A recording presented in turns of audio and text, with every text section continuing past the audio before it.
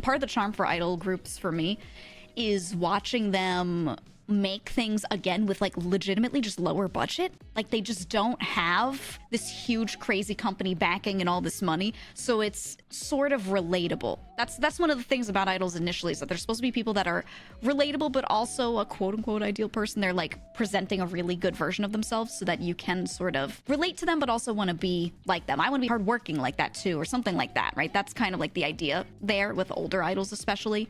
And over time I feel like how commercialized and how much money has been put into like standard idol stuff, like Hello Project, which I really like, by the way. But you know, it's different. That's all. It's just different. And I still like some of the ones that are lower budget and really just doing this shit out of their garage with a couple friends. I don't know. It's just such an interesting thing to be watching their music videos, watching their vlogs, all that stuff, looking at what they're doing, watching them really work on this shit themselves. And I don't think anything is bad if someone doesn't. They have a huge corpo backing, you know, making all their shit for them. But there's charm to it and I like it. You know? You feel the same way kind of about VTubers?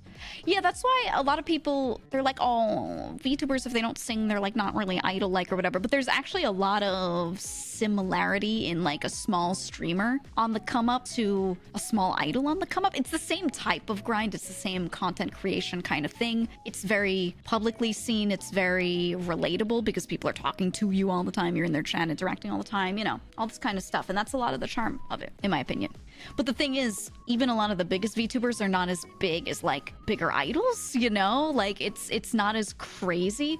So I feel like even with the bigger VTubers, you still get like that, I guess, slightly smaller mid-range idol-like experience of being a fan of them. Whereas a lot of the biggest idols, J-pop idols, have gotten like, they're so like unreachable, it's ridiculous, you know? Whereas VTubers, I don't know, they still keep it haunted. They're still like around, even if their chat's huge, there's still more interaction. You're not kept so like far away from them the way you are with a lot of bigger idols. It's kind of crazy, which I get. At their size they have to do that, but it's not that commercialized. Yeah, that's the other thing, is it's still like, streaming is still a very personalized style of content creation, or YouTube.